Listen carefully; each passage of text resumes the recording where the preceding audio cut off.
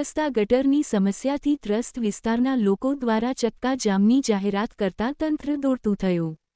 ભુજ તારીખ 2 અનેક વખત રજૂઆતો છતાં ભુજ શહેરના વોર્ડ નંબર 2ના શેખફળિયા વિસ્તાર અને વોર્ડ નંબર 3ના અનેકવિધ વિસ્તારો ઘાસચારા માર્કેટથી નાગોરીવાળા સિતારા ચોક સોનાપુરી શમશાન સુધી ભૂતેશ્વર રોડ આઝાદ નગર પ્રાથમિક શાળા પાસેના વિસ્તારની અનેકવિધ સમસ્યાઓનો ઉકેલ ન આવતા આજરોજ શહેરી જનસંઘર્ષ મંચ ગુજરાતના મહમદ લાખા, મામદભાઈ ખલીફા, મોહસિન હિંગોરજા, અકરમ મારા કુંભાર, સિકંદર સમેજા, હિરજી મારવાડા, શહેર કોંગ્રેસ પ્રમુખ કિશોરદાન ગઢવી, નગર સેવિકા આયસુબેન સમા, વિપક્ષી નેતા કાસમભાઈ સમા, પૂર્વ નગર સેવકો ફકીર મામદ કુંભાર, મુસ્તાક હિંગોરજા સહિત સામાજિક, રાજકીય આગેવાનો દ્વારા ચક્કાજામની ચીમકી ઉચ્ચારવામાં આવી હતી.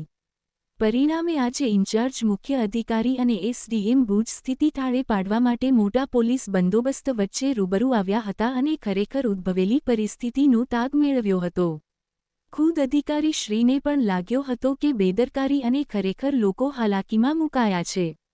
શહેરી જનસંઘર્ષ મંચ ગુજરાતના મહમદ લાખા દ્વારા જણાવવામાં આવેલ કે ભુજ શહેરમાં બે ભુજ છે, વિકસિત ભુજ અને અવિકસિત ભુજ, માનીતું ભુજ અને અણમાનીતું ભુજ, માલેતુજાર લોકોનું ભુજ અને ગરીબ શ્રમજીવી મજૂર સમુદાયના લોકોનું ભુજ. વર્ષોથી એક જ કર્મચારીઓ કોન્ટ્રાક્ટરના તાબામાં રહેલું વોર્ડ નંબર 1, 2 અને 3 માત્ર કાગળ પર દેખાડવામાં આવતી કામગીરી, જ્યાં સત્તા પક્ષના નગરસેવકો વહાલા દોહેલાની નીતિ અપનાવી રહ્યા છે.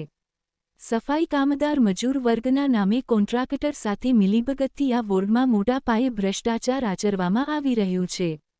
પરિણામે અલગ અલગ વિસ્તારોમાં કેટલીક સમસ્યાઓ વધુ વકરતી જતી હોય છે. દરેક સમાજના લોકો અહીં આવે છે અને રહે પણ છે અને એમના તહેવારો દરમિયાન ગટર, સફાઈ સહિતના અનેક પ્રશ્નો યથાવત રહેતા હોય છે.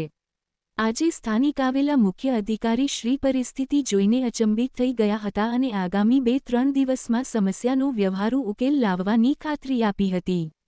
જ્યારે જો સમસ્યાનો ઉકેલ ન આવે તો આગામી દિવસોમાં અનેક પ્રકારના રચનાત્મક આંદોલન નિર્માણ કરવાની ચેતવણી ઉચ્ચારી હતી. મારું નામ મોહમ્મદ લાખા છે. ભુજની અંદર સામાજિક કાર્યકર તરીકે કામ કરું છું.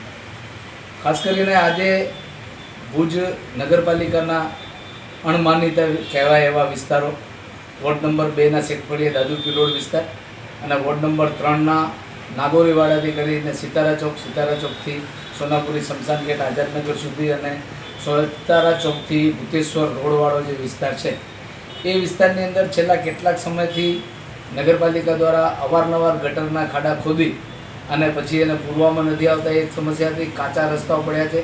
નાગોરીવાડાથી સિતારા ચોક સુધીનો રોડ જે છે એ પેચવર્ક કરવામાં આવ્યો નથી રજૂઆતો છતાં પણ. નાગોરીવાડાથી કરી અને સિતારા ચોકથી સોનાપુરી આઝાદનગર પ્રાથમિક શાળા નંબર 19 સુધીનો જે રસ્તો છે એના ઉપર સતત ગટરનું પાણી વહ્યા કરે છે. પરિણામે આજે ચક્કાજામનું આંદોલન આહવાન કરવામાં આવતા નગરસેવકો અને વિસ્તારના અનેક લોકો સાથે આજે આહવાન કર્યું હતું અને એના પરિણામે આજે ભુજ નગરપાલિકાના મુખ્ય અધિકારી અને પ્રાંત અધિકારી શ્રી ભુજ દ્વારા સ્થાનિકે આવીને આ તમામ સમસ્યાઓ જે છે એનો 2 થી 3 દિવસમાં ઉકેલ લાવી અને યોગ્ય કરવામાં આવશે એની ખાતરી આપી હતી.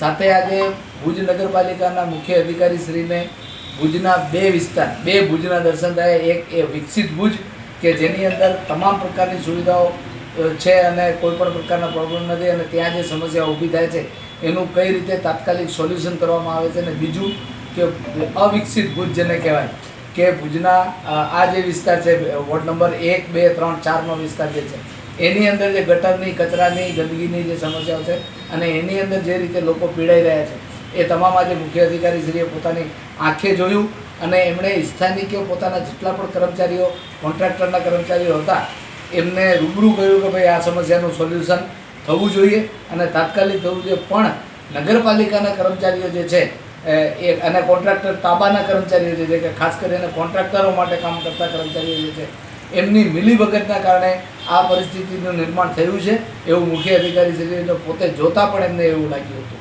અને આ સમસ્યાને આજે ખાતરી આપવામાં આવી છે કે આનો ઉકેલ તાત્કાલિક આવશે. પરંતુ જો તાત્કાલિક ઉકેલ નહીં આવે તો આગામી દિવસોમાં આનાથી પણ વધુ લોકોને સાથે રાખી અને આંદોલન કરવામાં આવશે.